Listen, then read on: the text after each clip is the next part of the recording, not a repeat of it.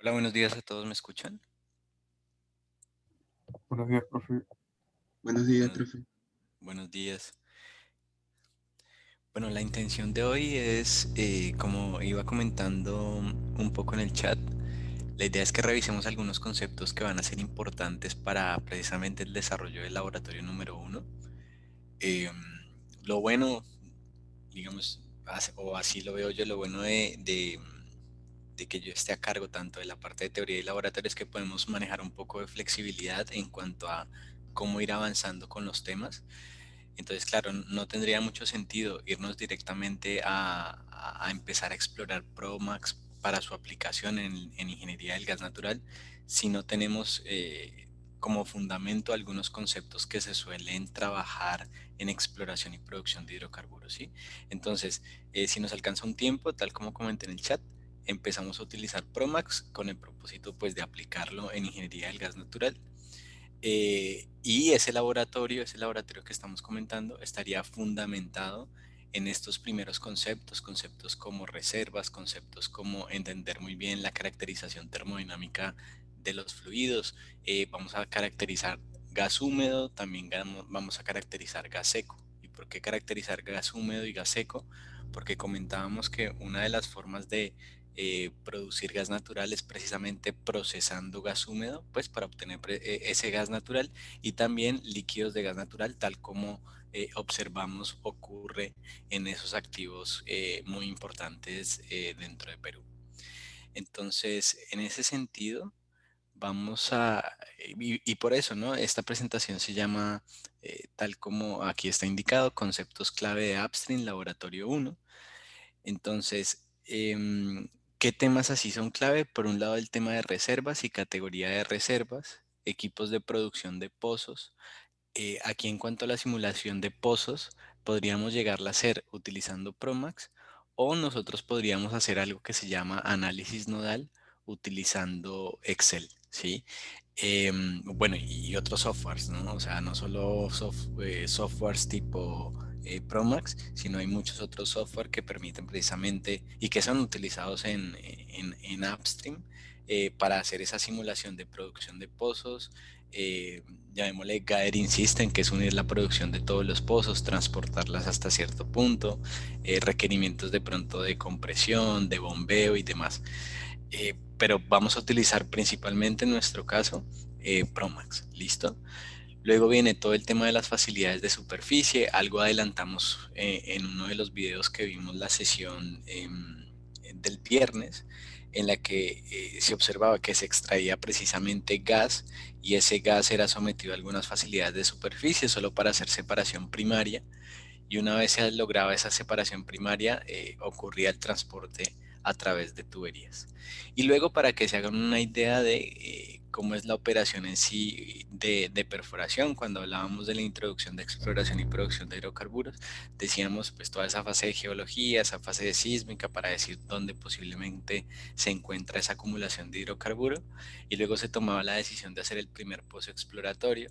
Entonces ese pozo, también lo vimos en el video, pues requiere digamos, es muy demandante por un lado en capital, y aparte de eso, pues es una operación que debe seguir todos los protocolos de seguridad, ¿no? Entonces, ¿a qué me refiero con protocolos de seguridad? Por un lado, asegurar que ese pozo sea estable, que cuente con la integridad necesaria, que cuente con las barreras de protección, y por eso vimos en ese alcance, por un lado, la perforación utilizando lodo, ¿sí? Para que la operación sea, digamos, teniendo un balance entre todas las presiones que se van hallando a medida que se va avanzando en la perforación. También que ese lodo tenía la función de lubricar la broca, de llevar los cortes de esa roca que se va perforando, llevar los cortes a superficie, y luego que se ponía un casing, ese casing se cementaba, por eso luego se bombeaba cemento para asegurar precisamente la estabilidad como parte de la construcción del pozo, ¿sí? Entonces, algunos, simplemente para que tengan el concepto detrás de perforación. Entonces, en sí, igual todos estos conceptos todavía hacen parte del análisis y conceptualización de lo que es industria de exploración y producción de hidrocarburos. Y en cuanto a los reservorios y categoría de reservas, entonces aquí con esta imagen lo que pretendemos es que eh, pues se tenga en mente que es un yacimiento, ¿sí? Que es un reservorio.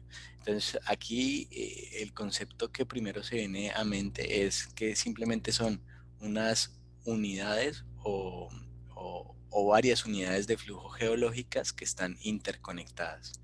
Entonces no sé si recuerdan cuando veíamos el concepto de sistema petrolero, veíamos que en la parte inferior teníamos la roca madre, ¿sí? Que esa roca, ¿por qué se llamaba roca madre pues, o roca generadora? Por el hecho que hace muchísimo tiempo material orgánico quedó ahí depositado y precisamente a lo largo del tiempo fue sometido a determinados valores de presión, de temperatura y esa combinación presión, temperatura, tiempo eh, dio al lugar pues a la formación del hidrocarburo. Luego también decíamos que como parte de ese sistema petrolero, a nivel geológico de pronto ocurrió compresión, de tal forma que se generaron algunas fracturas en esa roca madre, en esa roca generadora. Entonces el fluido empezó a migrar y encontró precisamente una formación geológica que tenía determinadas características en cuanto a porosidad, en cuanto a permeabilidad, y a su vez se encontró un sello. Entonces se dio todo, digamos, todas las condiciones para que ese hidrocarburo quedara atrapado en ese yacimiento. Entonces, en sí, ¿qué es el yacimiento? Esas formaciones geológicas que están interconectadas. ¿Por qué? Porque si el fluido está almacenado, significa que tuvo las condiciones para que fuese transportado a través de precisamente esa unidad geológica, ¿vale? Entonces, eh, es muy diciente, digamos, la imagen de la izquierda, son cosas que nosotros solemos ver y esas serían varias formaciones geológicas, lo que estamos viendo en la imagen del lado izquierdo. Claro, nosotros donde hallamos el hidrocarburo lo hallamos en el subsuelo, pero en el subsuelo se va a encontrar algo muy similar a lo que vemos pues precisamente en la imagen de la izquierda, que incluso si uno viaja y demás, eh, va a encontrar ese tipo llamémosle afloramientos o simplemente pues formaciones geológicas que están a la vista y que permiten darse una idea de lo que se encuentra en el subsuelo. Por eso es que como parte de la exploración y producción de hidrocarburos, acuérdense que la fase inicial hay geología de campo. Entonces esa geología de campo, ¿qué hace?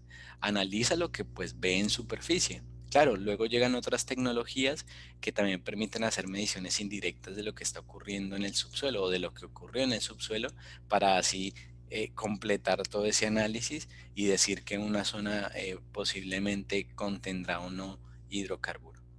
Entonces, si nosotros lo vemos a nivel de subsuelo, ya aquí pasamos a la imagen del lado derecho, vemos que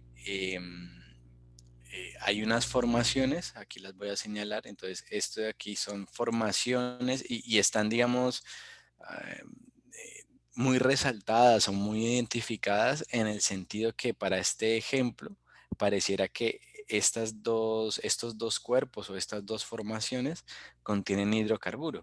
Entonces serían el objetivo para perforar un pozo y llegar a esos puntos. ¿Sí? Entonces, en sí, formaciones geológicas que contienen el hidrocarburo. ¿Por qué contienen el hidrocarburo? Porque cumplieron esa condición de porosidad, de permeabilidad, de rocasello, ¿sí? Para que se quedara ahí almacenado el hidrocarburo. Y luego desde superficie lo que esperaríamos es que se perforen pozos para llegar a estos objetivos y drenar el hidrocarburo, llevarlo a superficie y luego pues a través de todo lo que se requiera para desarrollar el proyecto, me refiero a facilidades de superficie, sistemas de transporte, tuberías, compresores, bombas y demás, llevarlo al punto en el cual se va a monetizar el hidrocarburo. Entonces, no olvidar que para poder hablar de reservas, debemos también hablar, aparte de hallar el hidrocarburo, debemos hablar también de que se tenga muy claro dónde se va a monetizar ese hidrocarburo, si hay acuerdos comerciales para monetizar el hidrocarburo. Luego en la imagen de la derecha, por la parte inferior, lo que representa esa imagen es simplemente es un mapa de contorno, ¿vale? Entonces es un mapa de contorno en el cual hay varios datos que están ahí planteados en ese mapa. Entonces, por un lado, dice 5000, 5050, 5150, 5250, ¿sí? Entonces, lo que nos están diciendo esos números es la profundidad a la cual se halla ese reservorio en el cual se encuentra almacenado el hidrocarburo. Entonces, la parte superior del yacimiento, ¿sí?, se encuentra por ejemplo, asumamos que esos números están en pies. Entonces, que la parte superior del yacimiento se encuentra más o menos a 5000 pies de profundidad. ¿Sí? La parte superior del yacimiento. Entonces, 5000 pies son más o menos que 1,5 kilómetros más o menos. Entonces, miren que estamos hablando de profundidades importantes eh, a las cuales se debe llegar perforando pozos. ¿Sí? ¿Para qué? Para que el hidrocarburo fluya desde el subsuelo hasta la superficie. Entonces, eso es lo que nos está diciendo este mapa de contorno, que la parte superior del yacimiento, del reservorio, se encuentra a 5000 pies de profundidad. Y también el mapa de contorno nos empieza a dar una idea de cuál sería esa forma del yacimiento. Sumado a ello, hay una línea discontinua que dice OWC. ¿Qué es OWC? Es Oil Water Contact. Entonces es el contacto entre agua y petróleo. Entonces yo les pregunto, para exploración y producción de hidrocarburos, ¿nos interesa lo que esté por encima del contacto o nos interesa lo que esté por debajo de ese contacto?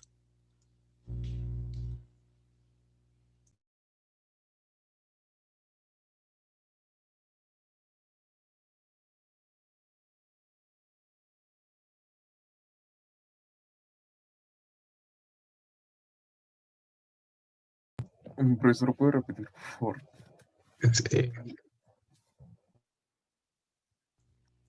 A ver, antes de repetir para Jonathan, Yuji, ¿tú querías comentar algo? Sí, Santa quería preguntarle, ¿no? Si podría repetir lo que dijo que era OWC. No lo escuché bien. Ah, sí, claro, con gusto. Entonces, bueno, aquí Félix ya nos adelantó la respuesta en forma de pregunta, dice por encima. Entonces, bueno, antes de confirmarlo, voy a resaltar lo que comentamos hace un momento. Entonces, dame un segundo, aquí voy a poner tal vez sirve. Entonces, nos estamos entrando acá, ¿no? En el mapa de contorno. Entonces, ese mapa de contorno, lo que nos está diciendo, por un lado, a través de estos números, es la profundidad a la que se encuentra pues cada uno de estos contornos. Entonces, el contorno superior nos están indicando que se encuentra a 5000. Entonces, seguramente son pies, decíamos que son 5000 pies a los cuales, o sea, si perforamos hacia el subsuelo, cuando perforemos 5000 pies, si fuese un pozo vertical, 5000 pies, vamos a encontrar el tope o la parte superior del yacimiento. A su vez, comentaba que hay una línea, que es esta línea discontinua, que representa el OWC. Entonces, ¿qué es OWC? Decíamos que es Oil Water Contact. Entonces, es el contacto entre petróleo y agua. Porque eh, lo que se espera es que en el momento en que ocurre la migración del hidrocarburo hacia el yacimiento, es posible que ese yacimiento tuviese agua. Y lo que hizo el petróleo fue, digamos, ocurrir ese desplazamiento, es decir, el petróleo llegó a reemplazar, pero algo de agua quedó, ¿sí? Y por lo tanto, por diferencia de densidades, va a existir precisamente esa interfaz entre petróleo y agua. Entonces, lo que yo preguntaba era, para exploración y producción de hidrocarburos, ¿nos interesa lo que esté por encima del contacto de agua o lo que esté por debajo de ese contacto?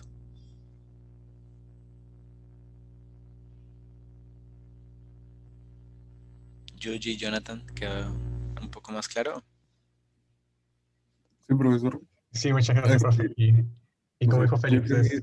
tengo entendido que puede ser por encima, creo. Por encima dice Jonathan y Yuji. Sí, también opino lo mismo. También, ¿no? Entonces, miren que una vez se gana certidumbre, hablábamos que este era un negocio de riesgo en cuanto a la caracterización del yacimiento. Entonces, una vez se gana certidumbre respecto a la forma del yacimiento, ya con estos mapas de contorno, uno podría tener una idea de si uno tiene área de cada contorno, ¿cierto? Y tiene la profundidad de cada contorno, uno podría ir haciéndose una idea de cuál es el volumen de roca que está involucrado. Y si a su vez se conoce cuál es ese límite en el cual vamos a empezar a encontrar agua, que sería la parte inferior efectivamente del contacto hacia abajo, esperaríamos que fuese agua. Exploración y producción de hidrocarburos no le interesa producir agua, le interesa producir gas húmedo, petróleo, gas, ¿vale? Entonces sería la parte superior, tal como ustedes indican. Entonces si tenemos las áreas, tenemos la profundidad, tenemos el volumen de la roca, ¿cierto? Entonces, si a eso le sumamos propiedades como la porosidad, que lo vamos a ver más adelante, si conocemos la porosidad de esa roca y el volumen de la roca, podríamos hacer una estimación de cuánto hidrocarburo hay.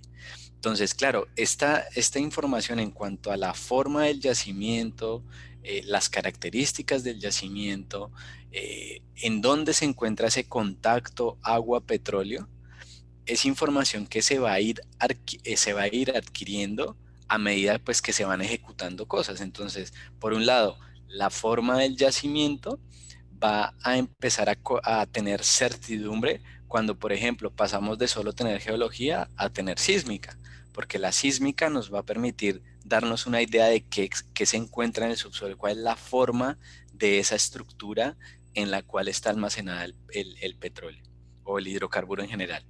Luego cuando hacemos la perforación, ¿sí? Eh, empezamos también a tener certidumbre de dónde se encuentra ese contacto, porque cuando perforemos va a llegar un punto en el que a medida que se va perforando, pues se identifica ese contacto y aparte después, obviamente, ¿no? Se confirma si se halló o no se halló hidrocarburo. Pero entonces, en concreto, lo importante de esta lámina es, por un lado, tener en mente que es un reservorio, que son una o varias unidades de flujo geológicas interconectadas. Esas unidades de flujo no son más que formaciones geológicas que tienen ciertas características, porosidad, permeabilidad, y a su vez que esas formaciones geológicas tienen una estructura, ¿sí? Una estructura que luego va a, digamos, proporcionar información para poder calcular cuál es ese volumen de hidrocarburo que está involucrado. Luego, si tenemos en mente ese mapa de contorno, ¿sí? Porque, a ver, lo voy aquí a pintar. Nosotros decíamos que el mapa de contorno más o menos era así, ¿no? O sea, como que íbamos teniendo un mapa de contorno y luego llegábamos a ese contacto agua-petróleo, ¿no? Entonces, así a nivel conceptual. Entonces, si uno observa que a medida que va aumentando la profundidad, el área del mapa de contorno aumenta, uno esperaría que tuviese esta forma, ¿no? O sea, si nosotros vemos esto en planta o vemos esto en la parte superior, claro, el mapa de contorno de la parte superior pues sería pequeño, ¿cierto? Y a medida que vamos avanzando en profundidad, el mapa de contorno se hace más grande. Entonces, da la sospecha que esta sería la forma de ese yacimiento. ¿Sí? ¿Están de acuerdo con la interpretación de cómo llevamos mapa de contorno, que es una vista de planta o una vista por la parte superior? Y otra cosa es tener el corte transversal de ese yacimiento. Entonces, esto de acá, esta gráfica sería como si hiciéramos un corte transversal a esto, ¿sí? Bueno, ahí me quedó un poco, no pasé por el centro, pero es como un corte transversal y ya lo estamos viendo de forma transversal el yacimiento. ¿Qué opinan? Solo para confirmar si se lo imaginan.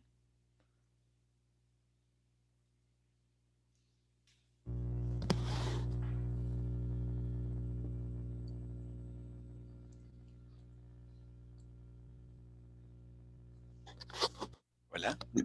¿Podría repetirlo? Claro, Estefano. Entonces dame un segundo aquí. Entonces, Estefano, solo confirmar, ¿el mapa de contorno sí queda claro? Sí, Este sí. mapa, Para contarlo, sí. vale. Entonces, aquí voy a resaltar lo siguiente. Mira, aquí en el mapa de contorno, si ves que tenemos esta línea punteada, no la del contacto de agua, sino esta línea punteada que dice XY, ¿sí? Es como si tú hicieras un corte transversal al mapa de contorno. Entonces, si haces ese corte transversal, O sea, como si lo estuviera viendo como un objeto 3D. claro, sí, porque en sí el mapa de contorno, por el hecho que tienes en la parte superior un contorno de menor área, ¿sí? Respecto al contorno que se encuentra más profundo, el que se encuentra más profundo tiene más área. Entonces voy a intentar aquí graficar, vamos a ver si lo logro. A ver, es como si vieras algo así, ya que hablas de 3D, es algo así, ¿no? Algo así, ¿vale? Entonces, donde tenemos aquí en la parte inferior estaría ese contacto que dijimos de agua-petróleo, ¿sí? Y en la parte superior, entonces, si vemos aquí intentando hacer el símil, este contacto de 5000 debería estar por acá, ¿sí? Por acá más o menos, ¿vale? Y este contacto de 5150 pues debería estar por acá, algo así. ¿Sí? ¿Me hago entender? Sí, profe. Vale, entonces, al final eso va a formar, claro, una estructura 3D en la que tienes un contacto y por eso hablábamos que esa estructura 3D te permitía determinar cuál es el volumen de la roca, ¿sí? Entonces, ese volumen de la roca, luego con otras propiedades como la porosidad, podrías determinar cuánto hidrocarburo está almacenado. Entonces, ya aquí lo que se hizo fue un corte transversal y ves precisamente ese contacto de agua o WC y mira que acá está ese X y ese Y que comentábamos hace un momento en el mapa de contorno, ¿sí? Y tienes acá el contacto. Entonces, si nosotros volviéramos al mapa de contorno, en la parte superior tenemos este 5000, este mapa de contorno de 5000, y si nos vamos a la siguiente lámina, si nosotros quisiéramos representar esos mapas, digamos, esos niveles del mapa de contorno, pues el 5000 debería estar aquí en la parte más somera del yacimiento, luego 5050 creo que era, luego 5150 hasta llegar a este contacto que se encontraba bueno, no recuerdo el número, pero ese es el concepto, ¿sí? Estefano me confirma si queda claro, porfa. Sí, profe, ahora sí, gracias. Vale, entonces a nosotros lo que nos interesa no es el volumen, o sea, sí nos es útil, o sea, nos es de utilidad el volumen de la roca, pero lo que nos interesa es cuál es el volumen de hidrocarburo que está almacenado en la roca. Sí, entonces aquí estamos planteando, eh, o sea, estamos haciendo un enfoque en petróleo, que sería el oil in place. Entonces, ¿cuánto petróleo hay en la roca almacenado? Entonces, miren que es muy sencillo en el sentido que, por un lado, es el volumen de la roca, ¿sí? Entonces, miren que acá dice volumen neto de reservorio. Entonces, es el volumen de la roca que comentábamos hace un momento. Pero si queremos saber ese volumen de la roca, cuánto puede almacenar, pues tenemos que multiplicarlo por una porosidad. Esa roca va a tener una porosidad. Entonces, ¿qué es la porosidad? La porosidad es el volumen de esos espacios en la roca entre el volumen total de la roca. Entonces, si nosotros tenemos esa porosidad, que es el volumen de los espacios de la roca entre el volumen de toda la roca como una matriz, y la multiplicamos por el volumen de la roca como una matriz, ¿qué nos queda? El volumen de los espacios o de los poros de la roca. ¿Estamos de acuerdo? Entonces, cuando multiplicamos el volumen de la roca de nuevo, aquí lo tenemos, volumen de la roca por la porosidad, nos queda el volumen de los espacios o de los poros de la roca.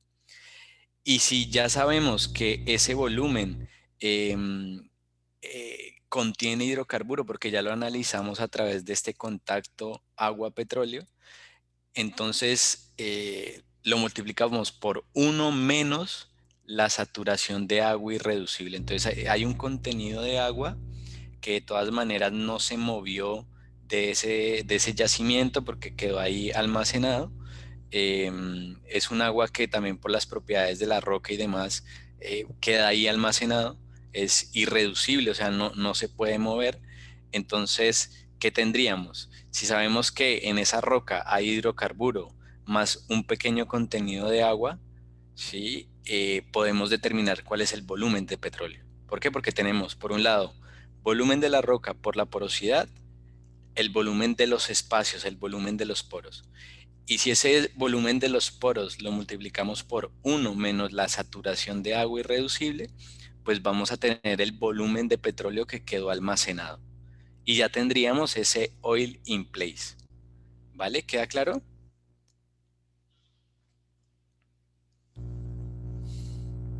Sí, profe. Dale, gracias, Estefano. Entonces, claro, los yacimientos en sí pueden, o no pueden, sino en sí, en general los yacimientos mm, tienen ciertas condiciones de temperatura, ciertas condiciones de presión. A veces en un yacimiento no solo se encuentra petróleo, sino también se encuentra gas, es decir, podemos tener en la parte superior de esa trampa o de ese yacimiento, aquí lo voy a pintar con otro color, podría pasar que en la parte superior del yacimiento tengamos gas, es decir, podríamos tener no solo contacto eh, de agua con petróleo, que es este que tenemos aquí, sino que también podríamos tener un contacto gas, oil contact, también podría pasar.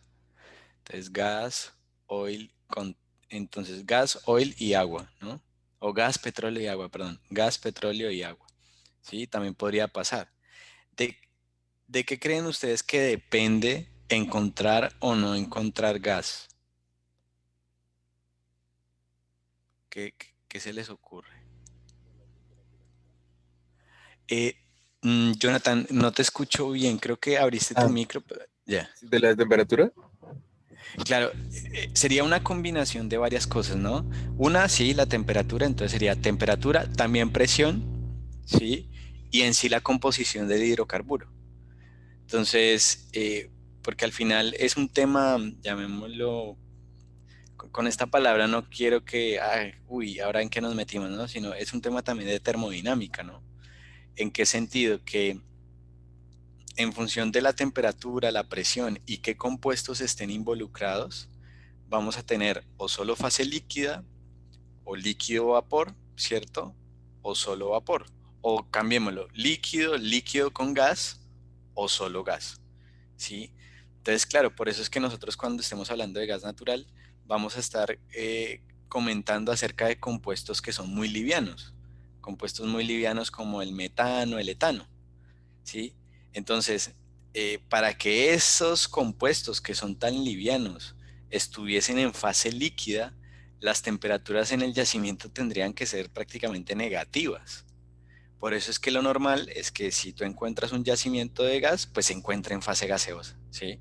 ¿Por qué? Porque, por un lado, las condiciones de presión y temperatura, tal como lo adelantabas, sumado a qué compuestos están involucrados.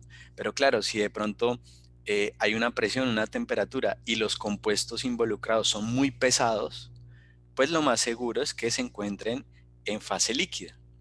O si hay unos compuestos livianos y otros pesados, pues ahí ya coexiste el tener precisamente gas y líquido, ¿sí?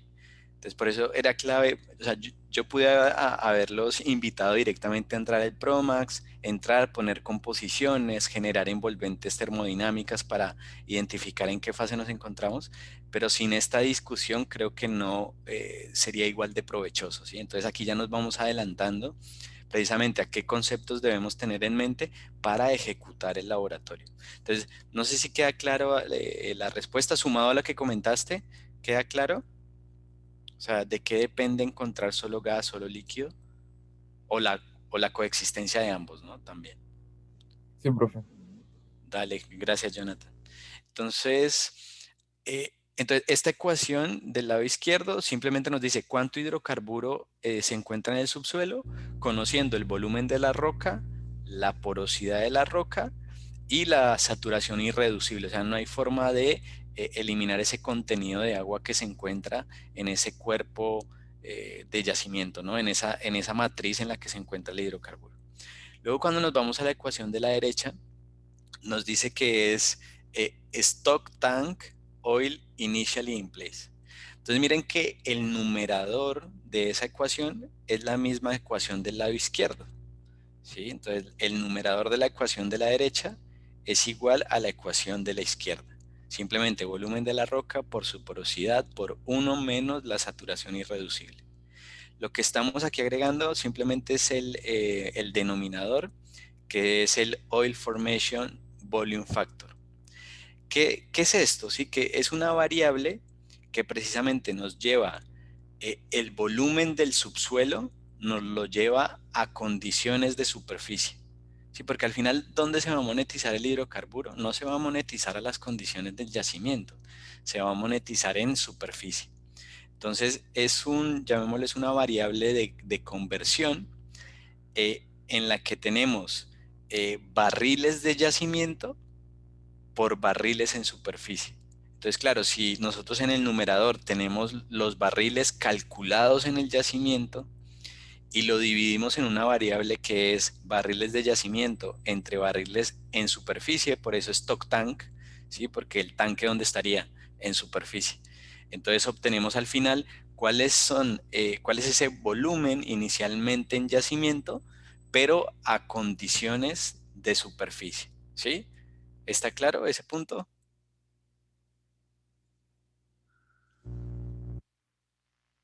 Profe, entonces los factores de presión y todo eso van en el factor que está dividiendo, ¿no? Exactamente. Entonces, a través de ese Oil Formation Volume Factor se está considerando ese cambio del fluido en superficie. Así es. Vale, profe, gracias. Genial.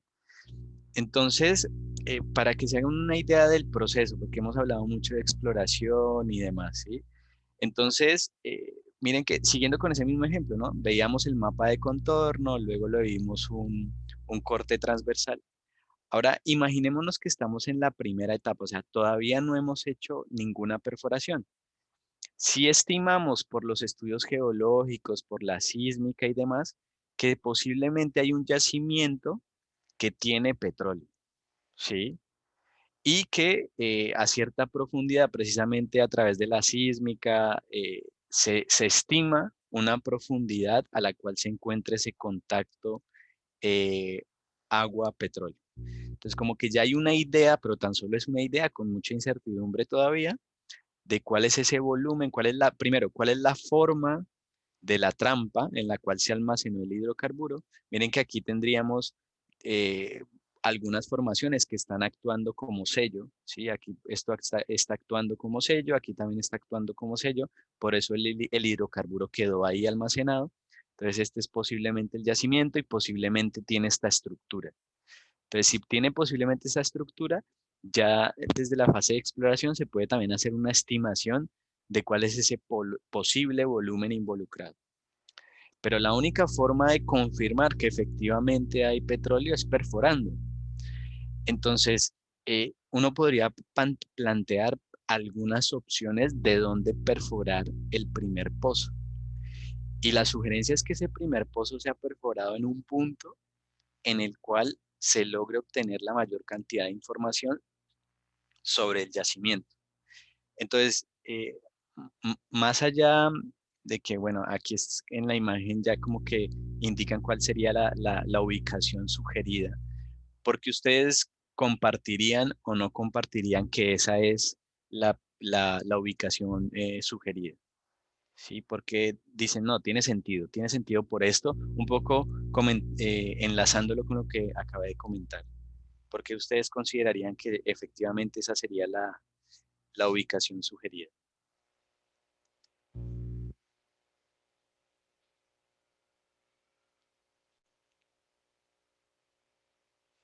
Hoy no he escuchado ni a Camila, ni a Grecia.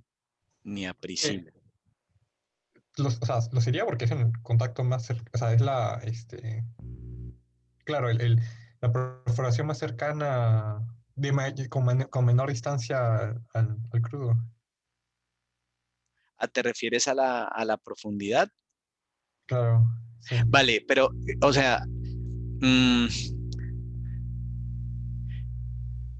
a ver, ¿cómo digo? Diste una respuesta indirecta, ¿sí?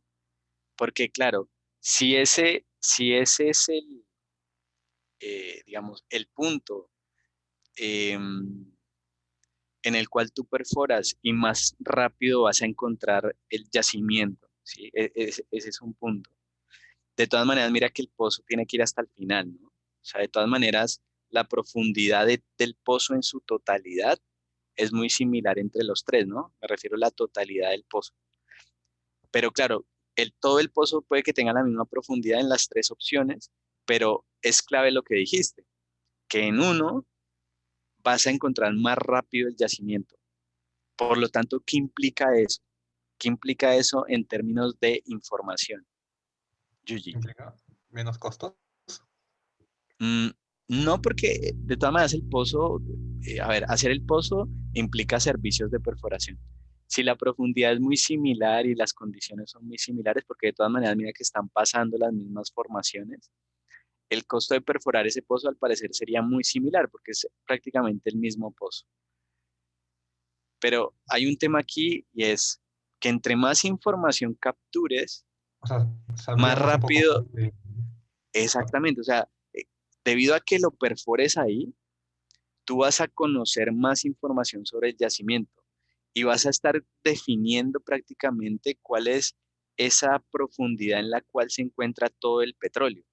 Porque si el primer pozo que hicieras fuera este, tú vas a creer que digamos, la profundidad o sí, la profundidad en la que se encuentra petróleo y el espesor en el cual se encuentra el petróleo, tú vas a creer que es este. Pero si lo perforas aquí, vas a identificar que es mucho más amplio, ¿sí? Entonces, en el punto en el cual se está capturando mayor cantidad de información sería en este, porque estás confirmando, por un lado, cuál es el tope o cuál es la parte superior del yacimiento, la estás confirmando. Sumado a eso, estás verificando toda esta profundidad en la cual se encuentra hidrocarburo. Y aparte de eso, pues estás confirmando también ese contacto agua-petróleo. ¿Sí? También, ¿qué puede pasar? Que tú hayas sugerido esta ubicación y que de pronto haya un tema, pero si ya has hecho sísmica, lo más seguro es que tengas certidumbre respecto a la estructura del yacimiento, ya solo perforas para confirmar. Entonces, y mira que aquí, en el momento en que perforas, porque aquí es la ubicación sugerida, pero otra cosa es cuando perforas. Entonces, miren que aquí ya es como que teníamos una visión de cuál es el yacimiento. Aquí se sugiere la ubicación de cuál es digamos, para hacer el primer pozo exploratorio. Una vez lo ejecutas, pues te empiezas a dar cuenta que la estructura no es tal cual como tú la tenías prevista. Porque mira que lo que se planteaba es que esto tuviese un poco más de volumen, ¿no? O sea, lo que se planteaba en la imagen superior derecha, si uno la compara con esta imagen inferior izquierda, se esperaba que el yacimiento fuese algo así. Uy, esperen un segundo aquí. Se esperaba que el yacimiento fuese algo así, ¿no? Que tuviese más una forma de algo así, ¿no? Entonces miren que en el momento en que se perfora, por un lado, sí, efectivamente, confirmaste que encontraste petróleo, o sea, confirmaste que sí hay petróleo, pero a su vez ganaste certidumbre respecto a qué volumen está involucrado. Entonces, esto que tú al inicio considerabas como volumen, resulta que no es, porque perforando te diste cuenta que la profundidad a la cual se encontraba el hidrocarburo iba a ser mayor a la que tenías aquí prevista. Entonces, haz de cuenta que lo que tenías previsto era acá, pero en la realidad no tenías todo este volumen, ¿sí? Y esto lo confirmas una vez haces la perforación. Entonces, miren que es un proceso de ejecutar alcance para ir ganando certidumbre frente a lo que es el yacimiento. También se toman esas muestras de roca que comentábamos al inicio, todo el coring para tomar muestras, por eso acá dice core interval, entonces es toda la sección de core que se toma, todas esas muestras de roca que se toman para caracterizar precisamente el yacimiento. ¿Sí, Yuji? ¿Bien, sí todos? ¿Está claro? Sí, profe, gracias. En verdad, tengo otra duda, pero no sé si dejarla para más tarde o con... Dale y pregunta y te digo, no, si lo vamos a ver más adelante o no. A ver, ¿cuál es? Bueno, era sobre la primera ecuación que nos mostró, el de Claro. Base, que me rayó un ratito cuando estuve hablando de la variable de porosidad, Ujú. porque no sé, o sea, yo vi la ecuación y fue como que, ok, porosidad, pero luego estuvo diciendo de que la porosidad era el volumen. Dijo el volumen de la roca dividido entre el volumen del... O sea, no sé, dijo algo, una oración muy que me rayó y que, bueno, no estoy Ah, vale, seguro sí, si... lo comento otra vez, no hay problema. Mira, entonces lo que estábamos planteando era que la porosidad, mm, a ver, O sea, es solamente, o sea, yo entiendo que esa porosidad es la porosidad de la roca, ¿verdad? sí, y esa porosidad de la roca sería el volumen, ¿sí? De los poros, ¿vale? Volumen de los poros entre el volumen de toda la roca. Ah, ok, ya entendí. Ok, claro, y por eso es... Entonces, por eso si tú multiplicas la porosidad por el volumen de la roca, queda solamente con el volumen de los poros. ok, O sea, ya. se cancela, digamos, se cancela este Ok. volumen de roca con volumen de roca y te queda volumen de los poros. Y claro, por eso queda como por... Ok, ahora viéndolo está mucho más claro. Gracias, profesor. Dale, genial, Yuji. No, sí, siempre que tengan alguna pregunta, plantéenla. Si al final la vamos a ver luego, yo les comento, no, sí, viene más adelante, pero aquí fue clave que preguntaras para que quede muy claro, ¿no? Y por eso es que luego el volumen de los poros lo multiplicas por una fracción que te dice de esos poros cuánto volumen está ocupado por petróleo, ¿sí? Y ese volumen que está ocupado por petróleo, pues es uno menos la saturación irreducible de agua. ¿Listo? Entonces estamos aquí. Vale, entonces, en el momento en que hacemos la perforación del pozo y tomamos las muestras de roca, también empezamos ya a hablar de reservas. ¿Por qué? Porque ustedes que creen que hay mayor certidumbre respecto al volumen que está cerca o que está lejos del pozo. ¿Dónde hay mayor certidumbre? ¿Lo que está cerca del pozo o lo que está lejos del pozo?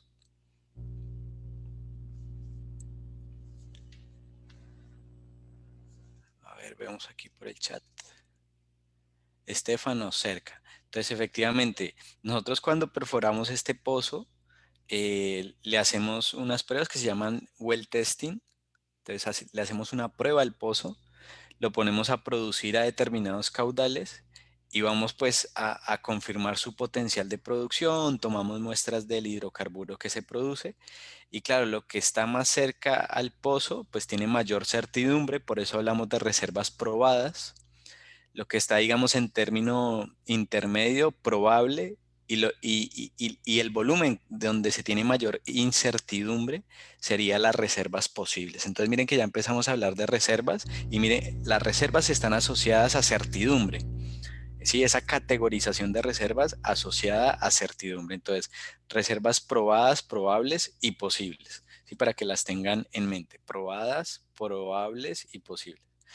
Entonces, se hizo el primer pozo exploratorio, se confirmó que había hidrocarburos, se empezó a tener una idea de cuál era la estructura de ese yacimiento y se toma la decisión de perforar más pozos. Entonces, se perfora un segundo pozo y miren que cuando se perfora ese segundo pozo, eh, pues se empieza a capturar información. ¿Y qué se está capturando aquí como información? Por un lado, que no era que no hubiese hidrocarburo en el lado izquierdo por el hecho que cambió la profundidad del tope del yacimiento, sino que resulta que hay una discontinuidad, ¿sí? Es decir, hay formación, yacimiento, perdón, sello, yacimiento, sello. ¿Sí? ¿Sí ven acá? Sello, yacimiento, sello. Entonces es como que tenemos dos cuerpos de hidrocarburo, tanto este pequeño como este grande. ¿Sí? Entonces, claro, si nos hubiésemos quedado solo con un pozo, hubiésemos desestimado este volumen. ¿Sí? Entonces, por eso, a medida que vamos perforando, vamos ganando información, vamos incluso recategorizando reservas, porque lo que para este pozo, si teníamos solo este pozo, lo más lejano del pozo eran reservas posibles, si recuerdan, probadas, probables y posibles. Y una vez perforamos este segundo pozo, pues ya esta categoría de reservas que inicialmente estaban como posibles, ya pasaron a ser probadas. Y pasaron a ser probadas, ¿por qué? Gracias a este pozo. ¿Sí? ¿Se entiende ese tema de cómo vamos evolucionando en el desarrollo del yacimiento, en la exploración del yacimiento? ¿Cómo vamos recategorizando las reservas en función de si se gana o no se gana certidumbre? Entonces, si teníamos solo este pozo, lo más lejano al pozo lo categorizábamos como posible. Pero una vez hacemos este segundo pozo, eso que teníamos como posible a un inicio pasó a ser probado. ¿Sí? ¿De acuerdo? Entonces es para que vean cómo se va gestionando la categoría de reserva. Y luego se toma la decisión de hacer un tercer pozo y cuando se hace ese tercer pozo, también empezamos a tener más certidumbre respecto a cuál es la estructura del yacimiento. Incluso miren que aquí se está identificando que no solo hay petróleo, sino que hay un contacto petróleo-gas. También que en concreto que estamos viendo en esta imagen, que habrían tres acumulaciones de petróleo. Esta de aquí, esta y esta tercera. Y miren que aquí está desplazado el contacto de agua, precisamente confirmando que serían dos, llamémosle, dos almacenamientos de hidrocarburo. ¿Sí? Entonces, sumado a ello, se sigue capturando información en el sentido de tomar muestras de roca. Por eso miren, aquí en este pozo se tomó core, aquí también core y en este también. Entonces se tiene más información respecto a porosidad, respecto a permeabilidad, para seguir caracterizando el yacimiento. Entonces, si vemos en planta, lo que se había planteado como algo muy uniforme, ¿sí? Un contorno muy uniforme, eh, a medida que vamos perforando, pues se va ganando certidumbre frente a la estructura y la acumulación de hidrocarburo y ya empieza pues también a cambiar la forma, el mapa. Ahora, todo lo que está cercano a los pozos sería reservas probadas. Y claro, como aquí ya se perforaron 4 pozos, tenemos un volumen importante de qué sería reservas probadas, también reservas probables y reservas posibles. Entonces, como resumen, tenemos, por un lado, de categoría de reservas probadas, probables y posibles. Todas están definidas en función del grado de certidumbre o del grado de incertidumbre que se tenga. Y cuando hablamos de reservas probadas, entonces tenemos aquí una definición, ¿sí? Entonces son aquellas cantidades de petróleo las cuales por análisis geológico y de ingeniería, claro, hemos conversado muchísimo que exploración y producción requiere de todo ese análisis geológico, geofísico, petrofísico y también de ingeniería en el sentido de si va a ser posible o no recuperar ese hidrocarburo, porque recuerden, cuando hablamos de reservas, se halló el hidrocarburo, pero también es viable técnica y económicamente su extracción, o sea, su extracción es viable técnica y económicamente. ¿Para qué? Para luego monetizarlo. Entonces, esas cantidades pueden ser estimadas con una, digamos, una certidumbre razonable, ¿sí? Para ser recuperados comercialmente. Entonces, de nuevo, técnica y económicamente a la vez debe ser monetizado. Claro, cuando hablamos de económico, se supone que estamos viendo por un lado, si lo monetizo ese hidrocarburo, cubre los costos de haberlo extraído. ¿De acuerdo? Entonces, que sea también económico implica que se va a poder monetizar. Y que se va a monetizar desde una fecha en específico, ¿sí? Desde reservorios conocidos y bajo ciertas condiciones económicas. Entonces, claro, cuando hablamos de condiciones económicas es también durante la introducción hablábamos de los precios. Entonces, esos precios van a condicionar el resultado económico al final. Y lo otro es que debemos respetar pues todas las regulaciones ambientales, regulaciones o todo lo que conversábamos respecto a la gestión de stakeholders. Dentro de esos stakeholders pues toda la parte social. Sumado a ello, toda la explotación va a estar bajo contratos de licencia, entonces cumplimos con esos contratos de licencia.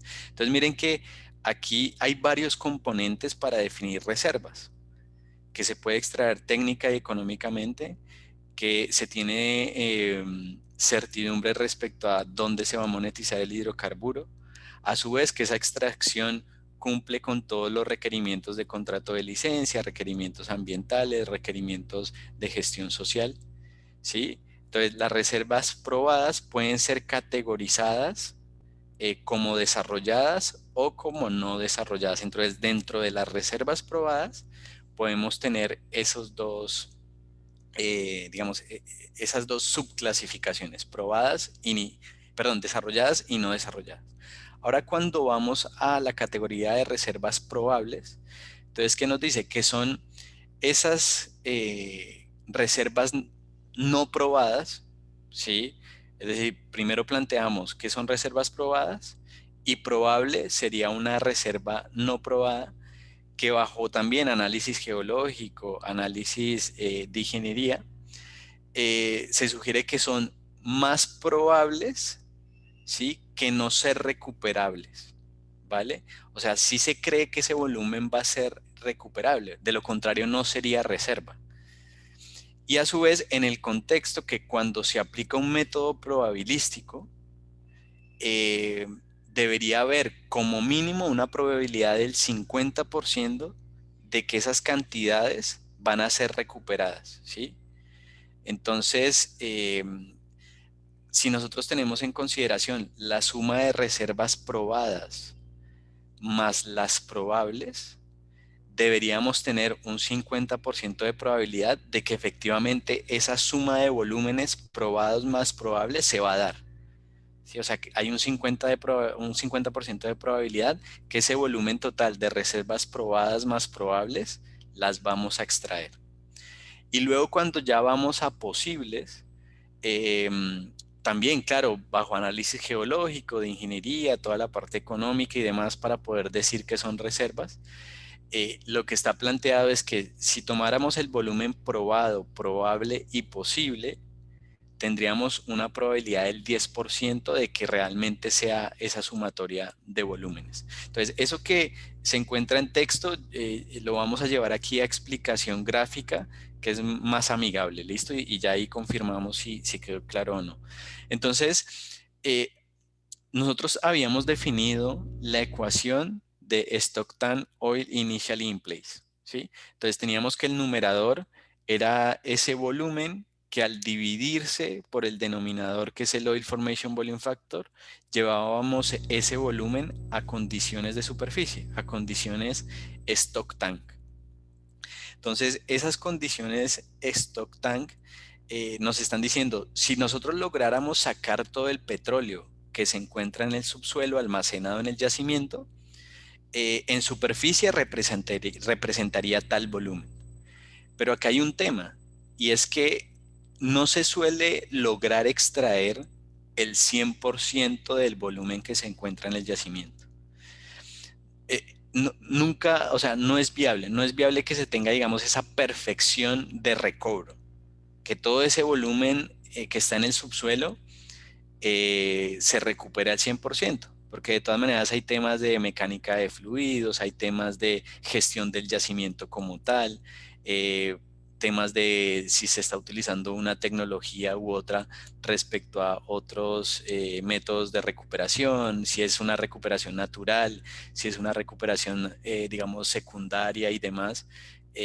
Ese porcentaje de lo que finalmente se va a lograr extraer puede variar. Y por eso es que aparece la variable aquí en azul, que es el factor de recobro.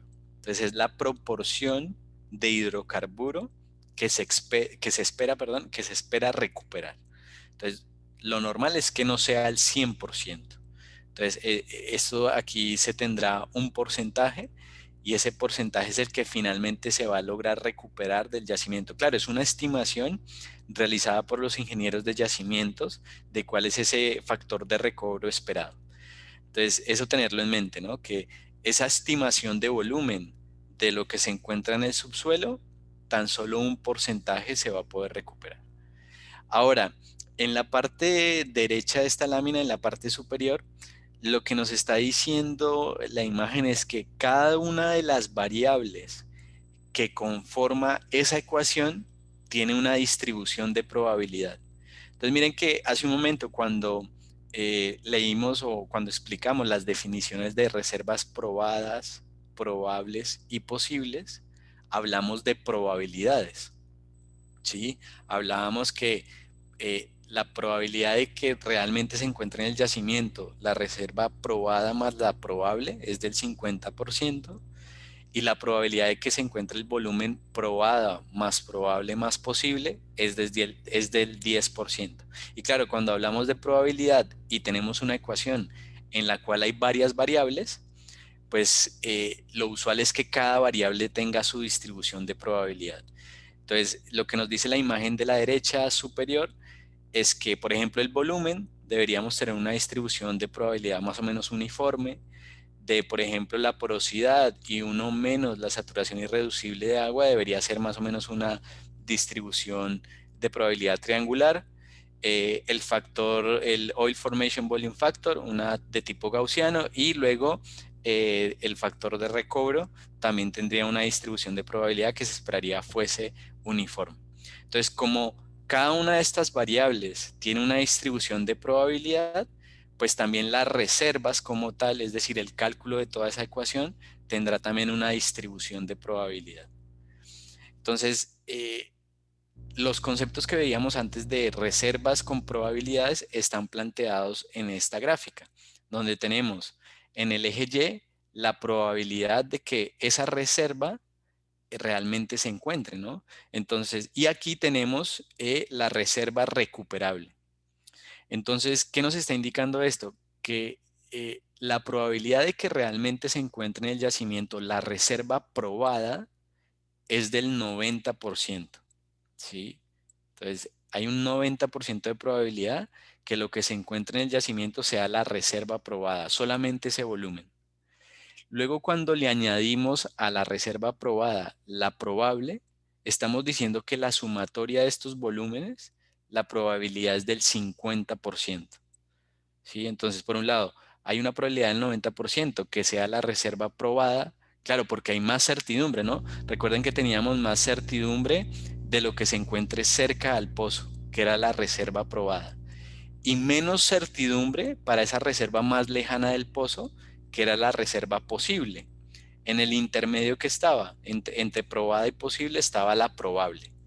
Entonces, claro, si hay mayor certidumbre respecto a la probada, significará que su probabilidad es mayor. O sea, la probabilidad de que efectivamente sea ese volumen es mayor, 90%. Ahora, cuando sumamos la probada y la probable, claro, esta probable tiene menos certidumbre frente a la probada. Por lo tanto, la sumatoria de estos volúmenes baja su probabilidad al 50%. Y luego, si sumáramos probada, probable y posible, claro, estamos añadiendo una categoría de reserva que tiene mayor incertidumbre, que es la posible, y por lo tanto la probabilidad de que la sumatoria de estos volúmenes sea efectivamente lo que vamos a recuperar al final sea del 10%. Entonces, hasta ahí, ¿qué tal esa introducción a lo que serían las categorías de reservas? Profe, entonces por eso es bueno cavar varios pozos antes de empezar la explotación, para tener más proven. Claro, entonces a medida que tú vas ejecutando, a ver, devolvámonos un momento, a medida que tú vas ejecutando, digamos, acuérdate que era fase de exploración, fase appraisal o de evaluación y luego fase de desarrollo.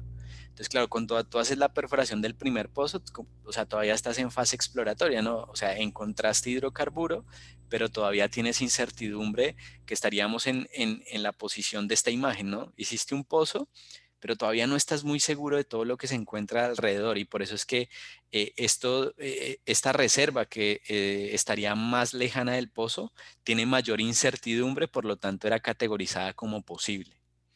Y claro, a medida que vas perforando más, vas avanzando en tu programa de appraisal, desarrollo, haces más pozos, claro, teniendo en mente también alcanzar determinados objetivos de producción, ¿sí? Entonces, si tú tienes un objetivo de producción más grande, me refiero más caudal por día, por ejemplo, eh, lo normal es que ese caudal objetivo no lo puedas lograr solo con un pozo, entonces perforas más pozos, evalúas, vas encontrando, vas ganando certidumbre y por lo tanto también vas recategorizando. Al inicio tenías, mira que de reservas probadas seguramente un volumen pequeño, pero a medida que vas avanzando en la ejecución de evaluación y de desarrollo, esa cantidad de reservas probadas también va aumentando. ¿Por qué? Porque vas recategorizando de posibles a probables, de probables a probadas, ¿sí? O directamente de posibles a probadas por el hecho que haces una perforación y esto que cuando estas reservas que estaban por aquí, que estaban posibles, pasaron a ser probadas. Entonces, en concreto a tu respuesta, claro, a medida que vas avanzando, vas ejecutando más alcance, vas ganando certidumbre, por lo tanto también vas a poder ganar mayor perfil de producción, monetizar más rápido las reservas. Entonces todo va enlazado, ¿no? La parte técnica, la parte económica, la gestión de reservas. ¿Sí? ¿Estamos? ¿Queda claro? Porfa, ¿me Sí, confirmas? profe, pero ahora me ha surgido otra duda. Sí. ¿Cuánto es la probabilidad? Porque claro, yo no voy a tener una certeza del 100%, o bueno, podría llegarla a tener si perforo un montón, pero claro, cuesta mucho perforar. Entonces, ¿cuál es Exacto. la probabilidad? Por ejemplo, si yo quiero tener una producción A, ¿cuál es la probabilidad? Yo perforo mis pozos y sé cuánto puedo sacar de ahí y hago mi Ujú. cálculo de probabilidad y todo, pero ¿cuál es la probabilidad mínima con la que puedo empezar a producir para no tener que hacer pozos de más? ¿Cuál es la probabilidad mínima para empezar a producir? Vale, ojo con esto. Una cosa es producción y otra cosa son reservas, ¿sí? O sea, a ver, ¿a qué voy con ese comentario? Por un lado, puede que tú hagas este pozo, ¿sí? Y ese pozo te aporte un caudal, o sea, tenga un potencial de producción, un caudal que implique que si este fuese el volumen, vas a demorarte en el tiempo, en los años, varios años, en terminar de drenar ese posible volumen de reservas que se encuentre, ¿sí? Ahora, si tú lo que quieres es producir más en el corto plazo, tendrías que perforar un pozo adicional o tantos pozos adicionales sean necesarios para llegar a ese objetivo de producción en el corto plazo. Entonces, por eso cuando hablamos de reservas, está también el tema comercial. Entonces, si dentro de ese alcance comercial está que tú podrías monetizar determinado objetivo de producción, un objetivo muy atractivo de producción en el corto plazo, pues tú deberías hacer todo para perforar y alcanzar ese perfil de producción, ¿sí? Y cuando estás a la vez perforando, estás ganando certidumbre frente a las reservas y tener ese perfil de producción durante determinados años. Sí, claro, entre mayor sea el volumen total de reservas, se supone que mayor tiempo va a estar en producción eh, tu campo, ¿sí? Tu activo va a estar mayor tiempo en producción. Pero si ese volumen es pequeño no significa que no puedas producir en el corto plazo. Entonces, por eso aquí tiene que ir de la mano comercial y la parte económica. Entonces, cuando tú haces una proyección económica, tienes por un lado cuál es el objetivo de producción, pero también en función de ese volumen de reservas, ese perfil de producción durante cuántos años lo vas a poder mantener.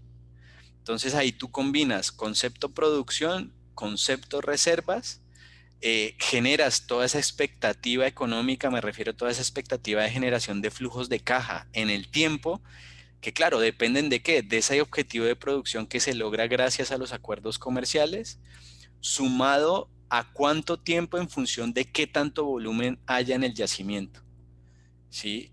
Entonces tú ahí vas tomando decisiones en términos económicos. Entonces tú dices, perforo el primer pozo, Cuando perforo ese primer pozo, digo, bueno, yo estimo que el volumen es tanto.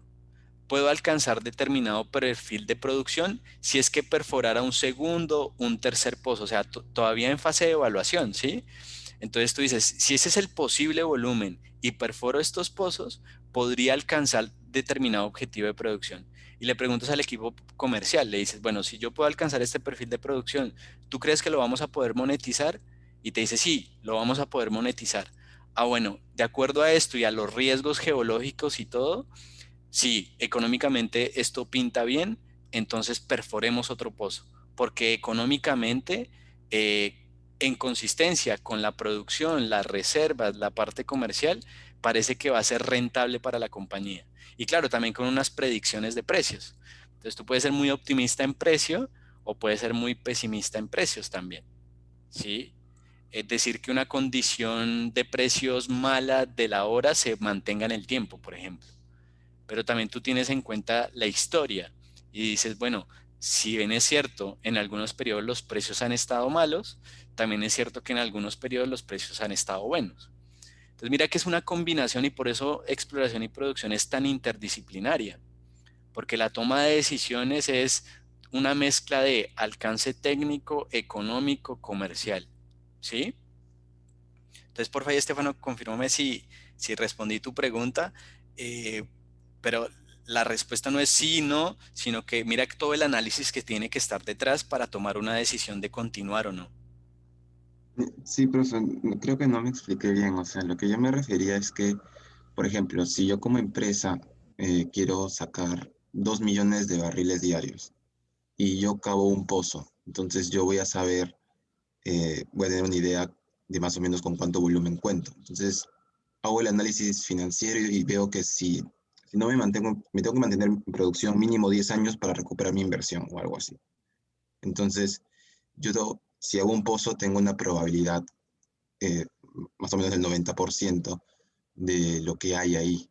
Pero si yo, como yo quiero mantenerme explotando la misma cantidad a lo largo del tiempo durante 10 años, entonces yo necesito tener eh, un reservorio bastante grande que cumpla con mis requisitos. Ah, Entonces, ujú. o sea, con cuánta probabilidad tengo yo que asegurarme de que ese reservorio cumple con los requisitos de explotación que yo quiero para poder empezar con mi proyecto? Vale, entonces déjame aquí, voy a pasarme un momento a que para utilizar la Wacom y creo que va a ser mejor explicarlo ahí. A ver. Mm, por favor, me avisan cuando vean una pizarra negra. ¿Se ve? Sí, profe. Vale. Entonces, a ver. mm, Primero, tener en mente lo siguiente. Cuando nosotros definimos, digamos,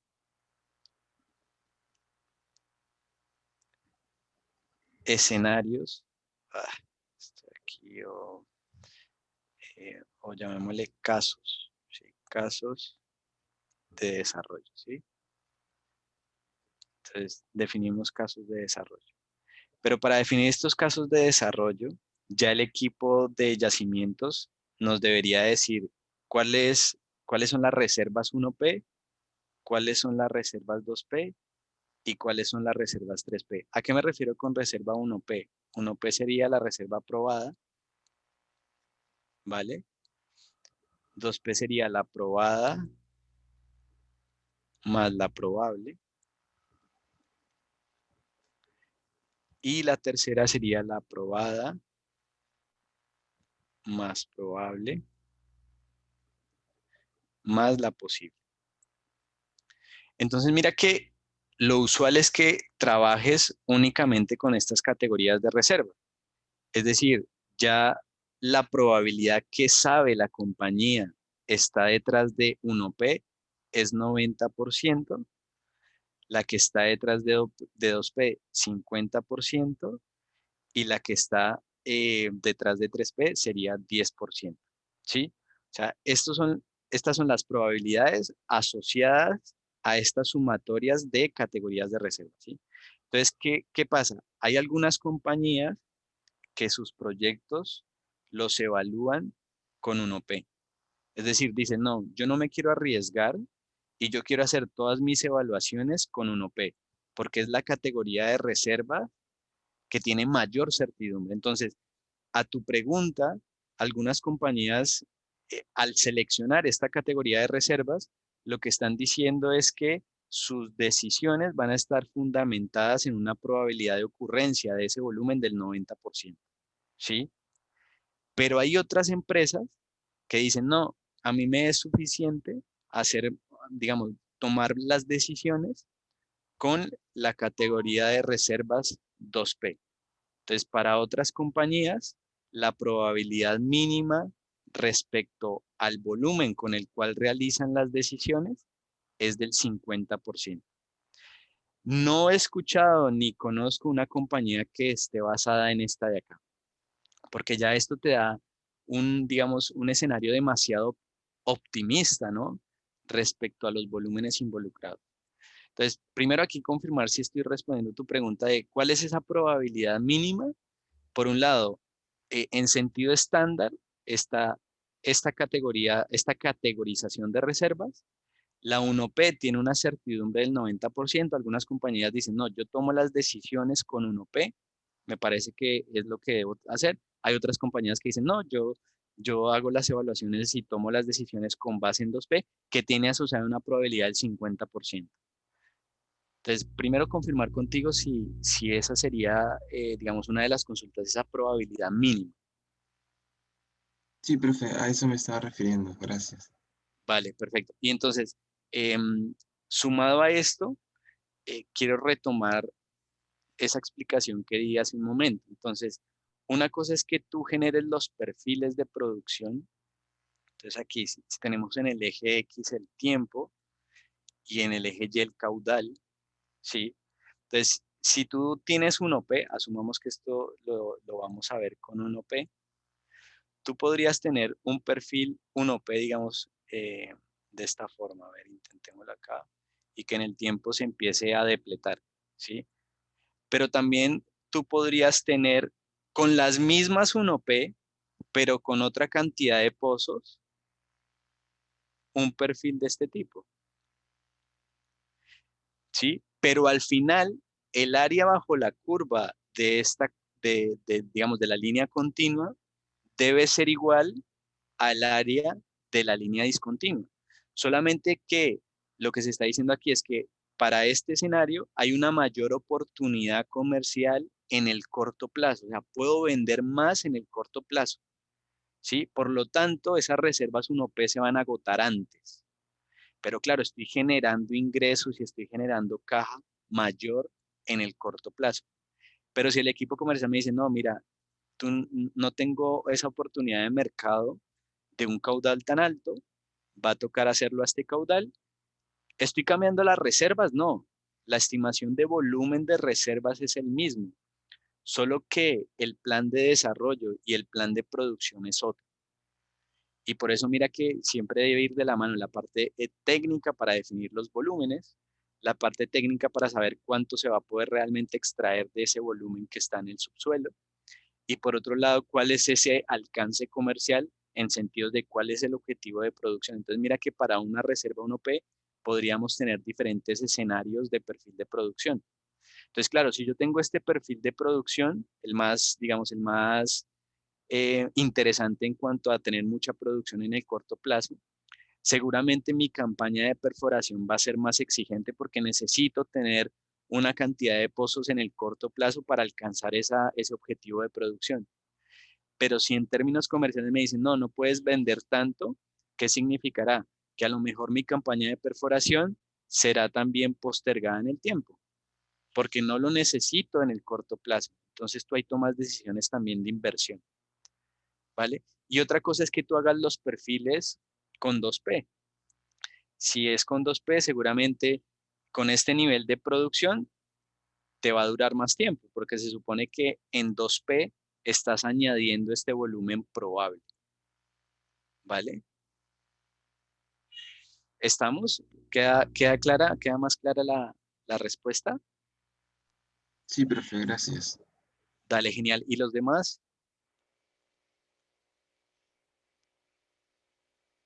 También, profe, por mi parte. Dale, listo. Muy buena la pregunta, muy buena la pregunta. Genial. Me encanta que participen y así también como que enriquecemos el curso. A ver, un segundo.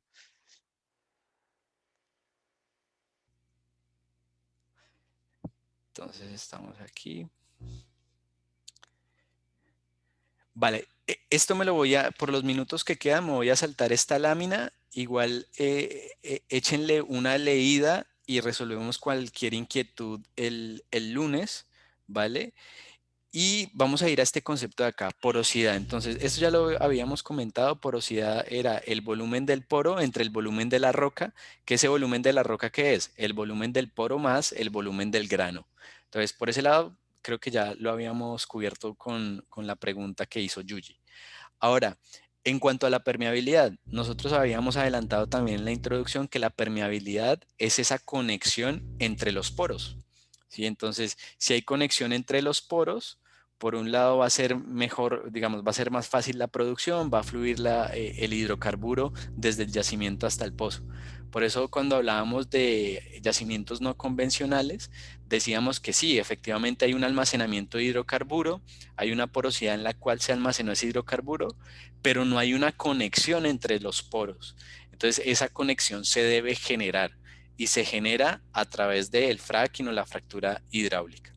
Entonces la permeabilidad se mide, digamos, en el laboratorio, teniendo en cuenta qué caudales se logran en un core, ¿sí? En un core, en una muestra de roca, en el core, teniendo en cuenta también la viscosidad de ese hidrocarburo, teniendo en cuenta pues la longitud del core, el diferencial de presión que se requiere para que fluya este caudal y el área transversal del core.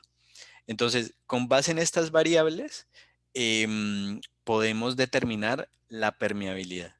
Entonces, ¿qué va a ser clave si nosotros, aquí voy a volverme un segundito a la pizarra para comentar algo. Denme un segundo.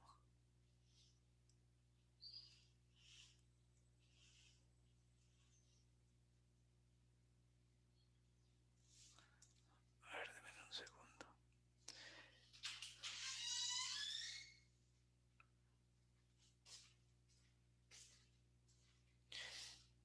¿Están viendo la pizarra? No, profe, ya no está compartiendo nada. A ver, denme un segundo. Entonces,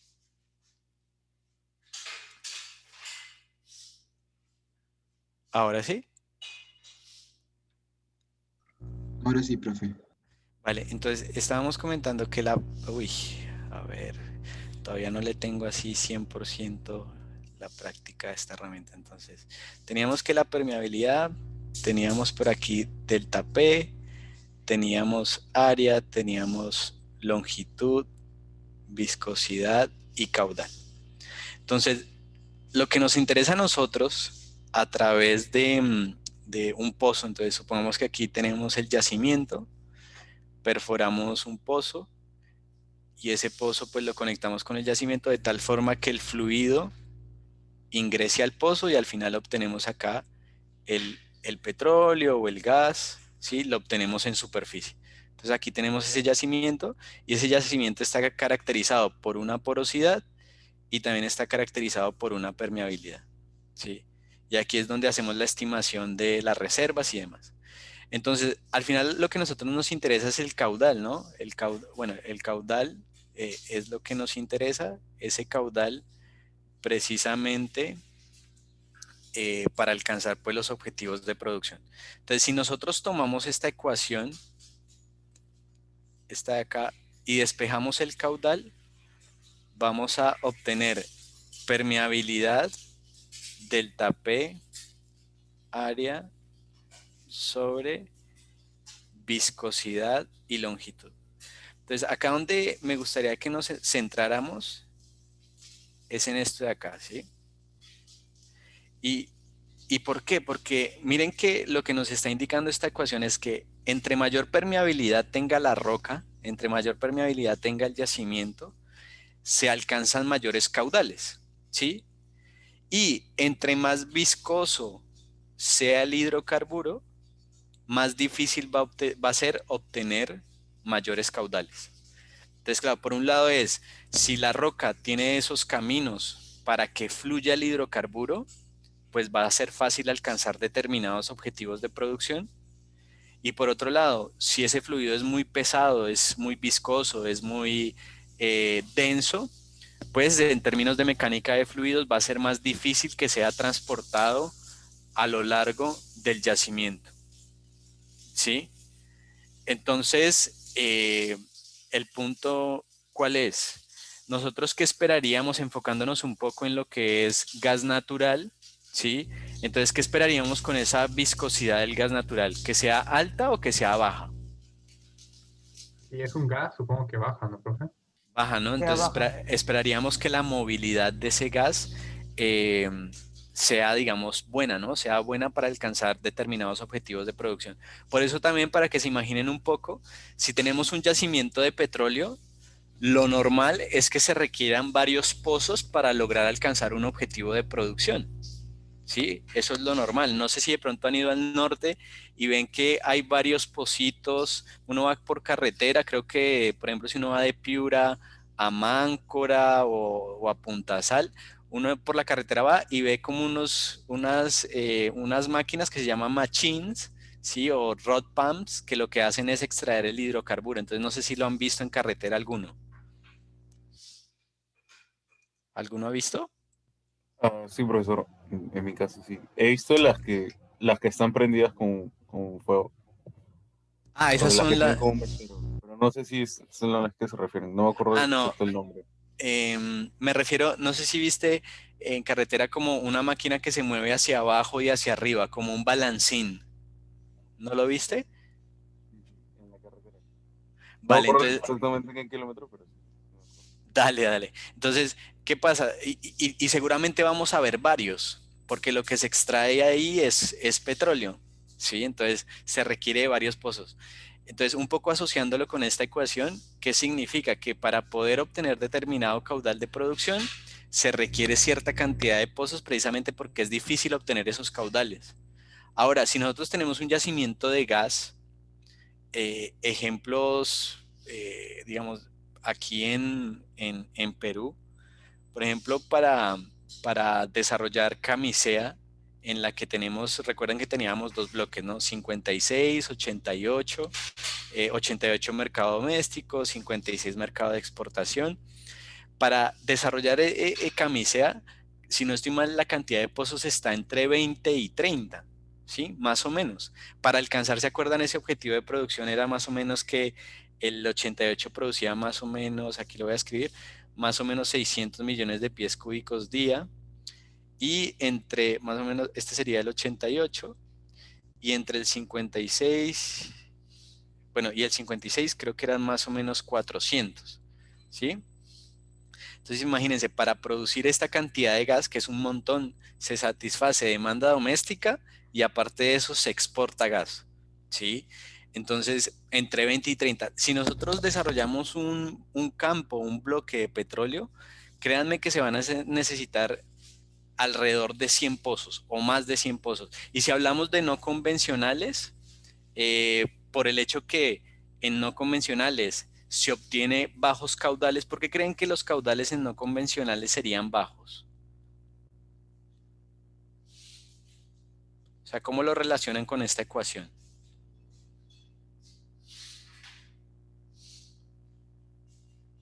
¿Qué decíamos de los no convencionales respecto a la porosidad? Es decir, los poros sí contienen hidrocarburo, pero ¿qué decíamos de los no convencionales? Que no, exacto, lo que dice Priscila. Entonces, no hay casi permeabilidad o prácticamente no hay permeabilidad. Por eso es que es necesario, aquí me voy a pasar a otra. Cuando hacemos un pozo, por ejemplo, aquí un pozo en no convencionales, este es el yacimiento. Aquí queremos obtener el caudal ya sea de petróleo, sea de gas, sea de gas. Es necesario realizar fractura hidráulica, ¿sí? Para generar precisamente esa permeabilidad que permita que fluya el hidrocarburo hacia el pozo y que al final llegue a superficie. ¿Por qué? Porque la permeabilidad de esta roca suele ser muy pequeña. Entonces la única forma de generarla es a través de fractura hidráulica. Entonces miren que guarda relación con esta ecuación que también es muy sencilla, pero que sirve bastante para tener el entendimiento precisamente de las decisiones que se toman a nivel de desarrollo, ¿sí? ¿Estamos? ¿Vale? Entonces no sé si queda claro el concepto de permeabilidad, su importancia también, su importancia y cómo ese concepto permite pues su aplicación en diferentes puntos, ¿sí? ¿Estamos todos? Porfa, me Sí, confirman. profe. Sí, sí. Sí quedó claro lo de Eh, permeabilidad. vale, acá hay una pregunta. Arián, si quieres comenta tu pregunta para que todos la tengan en mente. ¿Qué tal, profe? Mi consulta más que nada era sobre cuando se hace fracking. Bueno, como la roca ahí no es permeable, con el fracking supongo que la permeabilidad aumenta. Y quisiera saber si es más alta que con el natural, ¿no? Cuando están en el convencional. Más que nada era eso. Vale, mira, aquí me voy a devolver a la pizarra, que la verdad que me ha gustado la... No sé, ¿ustedes qué opinan de la pizarra? Es bien útil, ¿no? ¿Qué opinan ustedes? Es mejor para explicar a veces que los PPTs, por lo que es más flexible. Claro, sí, sí, sí. Entonces por eso estoy como mezclando PPT ¿con qué? Con la pizarra. Entonces, para responder la pregunta, nosotros teníamos aquí un yacimiento cuya porosidad puede ser buena, pero su permeabilidad decíamos que podría ser muy baja. Y la única forma es con fracking. Entonces, imagínate el fracking como que es prácticamente hacer un hueco, ¿no? O sea, es una fractura que claro, tú utilizas un fluido para generarlo, o sea, bombeas un fluido a alta presión para vencer precisamente, digamos, las fuerzas que están aquí, eh, o sea, las fuerzas que ejercen sí la roca como tal, ¿sí? Entonces tú necesitas vencer esas fuerzas para lograr generar la fractura. Entonces, si nosotros decimos que la permeabilidad, conceptualmente, la permeabilidad es la conexión entre los poros para que al final fluya, ¿cierto? Entonces esa conexión, imagínate esta fractura. ¿Dónde crees que hay mayor permeabilidad? ¿En un yacimiento convencional o en la fractura como tal? Va a haber una fractura. Claro, en la fractura la permeabilidad es muy alta, pero en la fractura, ¿no? O sea, hablando de esta zona, esta fractura. Porque, claro, la permeabilidad donde no está la fractura pues va a ser prácticamente similar a la inicial, ¿no? Pero donde está la fractura es donde precisamente se ha logrado elevar drásticamente la permeabilidad, que es muy diferente a si vemos un yacimiento convencional en el que sí, los poros están conectados, pero no digamos de esta forma tan abrupta, ¿no? O sea, de esta forma, digamos, tan violenta, llamémoslo entre comillas violento, eh, que es precisamente bombeando un hidrocarburo, perdón, un hidrocarburo no, bombeando un fluido y generando esa fractura, ¿vale? Entonces, lo que uno esperaría es que si uno analiza la fractura, tenga una permeabilidad más alta que la permeabilidad que encontramos en un yacimiento convencional entre poro y poro. Porque también, supongamos que en algún momento se decidiera fracturar un yacimiento convencional, esa fractura pues va a permitir alcanzar una permeabilidad mayor que la convencional, ¿no? Eso también. Entonces ahí, porfa, confírmame si queda claro. Sí, profe, también, entonces como la permeabilidad es más alta, ya no se van a necesitar tantos pozos de producción, entonces puede disminuir, ¿no?, el gasto. Para alcanzar la producción ya no se necesitan tantos pozos como antes, pero supongo que la tecnología del fracking compensa un poco los costos. No, mira, ahí pasa algo y, y no es muy intuitivo, sino es, digamos, con base en la experiencia. Voy a explicarte algo acá. La verdad que muy buena también la pregunta. Resulta que cuando tú haces un pozo o sea, tienes un pozo en un yacimiento no convencional y realizas la fractura, digamos, lo negativo de esto es que si tú ves el perfil de producción de un pozo en el tiempo, por la naturaleza en sí del yacimiento, o sea, de todas maneras, recuerda que luego de la fractura, la permeabilidad pues es prácticamente la misma inicial. Lo que vamos a encontrar es que el yacimiento no, el pozo puede que empiece a producir, pero cae muy rápido su producción, ¿sí? O sea, tú alcanzas un buen caudal, pero ese caudal se mantiene en el corto plazo, perdón, precisamente por las características del yacimiento. Entonces, si tú a nivel de bloque donde tienes muchos pozos, quieres mantener un perfil de producción, pero a nivel de pozo tiene este comportamiento, ¿qué significa eso? Que tú vas a tener que perforar demasiados pozos para mantener esto, ¿sí? ¿Por qué? Por la naturaleza de cómo se comporta el perfil de producción de un pozo en un yacimiento no convencional. Entonces, por ejemplo, en un yacimiento no convencional, por más que sea gas del yacimiento no convencional, por el hecho que la permeabilidad es muy baja, sumado a que en un yacimiento no convencional también los volúmenes de reserva son mucho más grandes que en un yacimiento convencional. Entonces, la combinación de durante cuánto tiempo necesito producir para drenar todas las reservas, sumado a este comportamiento del perfil de producción en el corto plazo, pues implica que se necesitan varios pozos. Entonces, en un yacimiento no convencional tú puedes tener 400 pozos. Por más que estés produciendo gas, si tú lo comparas con un yacimiento convencional de gas, puede que necesites, como decíamos hace un momento, 20, 30, ¿sí? 10 pozos, menos de 10, ¿sí? Porque es un yacimiento convencional y no tiene este comportamiento del perfil de producción del pozo. Entonces, no es tan intuitivo decir, como estoy fracturando, entonces necesito menos pozos, no por la naturaleza del perfil de producción que se suele lograr con este tipo de yacimientos, ¿vale? ¿Queda claro? Igual también yo por ahí tengo un material de no convencionales si es que alguien quiere profundizar. No es el objetivo del curso, pero tampoco voy a limitar a que no investiguen, está genial.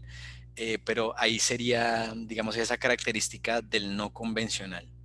¿Sí? ¿Queda claro? Sí, profe, gracias por el dato. No sabía, no lo sabía al menos. Sí, sí, la verdad que no es muy intuitivo, te soy sincero. Yo, o sea, por un tema de trabajo me ha tocado empezar a leer un poco de no convencionales y para mí no era muy intuitivo en el sentido de, yo pensaba también que por el hecho que hacías la fractura, podías mantener unos buenos perfiles de producción, pero resulta que digamos, esa alegría de tener una buena producción dura muy poco tiempo, ¿sí? Y por eso tienes que seguir perforando. Aparte de eso, hay un tema de mucha incertidumbre en el no convencional y es la caracterización del yacimiento, ¿no? Las propiedades de las zonas en las cuales estás realizando la fractura, porque también lo que he escuchado es que hay mucha discontinuidad en términos de propiedades de el yacimiento. A su vez, ¿cuántas etapas de fracking haces a lo largo del pozo, perdón, a lo largo del pozo? Esas grafiquitas que yo hice de la fractura, ¿cuántas fracturas, es decir, cuántas etapas de fractura en el mismo pozo debes ejecutar? Entonces, la verdad que es bien, bien complejo el no convencional porque hay mucha más incertidumbre que en un convencional. Entonces volvemos aquí. Me gustaría alcanzar a cubrir un tema que es clave para el laboratorio. ¿Ustedes qué opinan de esta flexibilidad de ir cubriendo temas y también ver laboratorio? O sea, cuando les pregunto la flexibilidad, ¿les gustaría que de todas maneras, por más que el viernes sea de teoría, empecemos a entrar un poquito en Promax aplicando estos conceptos? ¿O ustedes, digamos, son más, llamémoslo, puristas de decir, no, profe, yo quiero que los martes sea laboratorio y solo laboratorio los martes, o por el hecho que yo soy el profe de ambas, tanto de teoría como laboratorio, tener esa flexibilidad. ¿Qué opinan? Al final ustedes son los clientes, así que lo que les guste, así haríamos. Personalmente prefiero la flexibilidad. Dale, incluso me parece que suma a que sea más dinámico, ¿no? A que no te aburras, me parece a mí. Pero igual no sé si por ahí lo ves, Estefano, lo de que sea más flexible. Yo lo veo porque, o sea, a mí me pasa que estoy en una clase en laboratorio o en teoría y quiero preguntar algo que es de la otra clase. Si es en laboratorio, quiero preguntar algo de teoría o en teoría algo de laboratorio. Y a veces es como que se siente que está un poco fuera de lugar la pregunta porque no es la clase para eso. Entonces, Ah, por ese lado lo entiendo. prefiero. Pero sí, la idea es que en este curso todo esté muy enlazado.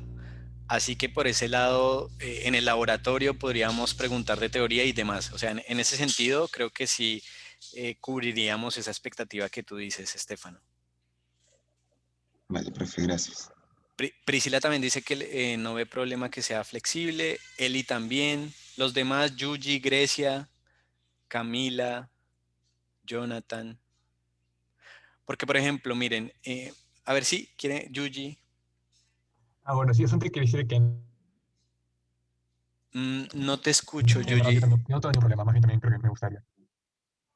¿De qué? Te perdí por un instante, Yuji. Ya, de que no tengo ningún problema, más bien que a mí también me gustaría que sea un mix. Ya, genial. Aquí también Álvaro y Grecia también, que flexible. Arián también, listo. Muchas gracias a todos, muchas gracias a todos. Porque miren, esto que vamos a explicar aquí es la envolvente termodinámica de los hidrocarburos. Yo no sé, ustedes como parte de su carrera ven termodinámica, disculpen que no he revisado así, digamos, muy detalladamente la malla de ustedes, debería hacerlo, es algo que tengo pendiente. ¿Ven termodinámica? Sí. ¿Sí flexible o sí termodinámica? Estefano, sí, sí termodinámica. Termodinámica. Ya, vale. Entonces, en termodinámica me imagino que vieron diagramas de fases, por ejemplo, no sé, también vieron tablas de vapor, los cambios de fase, si estábamos hablando de líquido saturado, vapor saturado, mezcla líquido-vapor, un poco de eso vieron.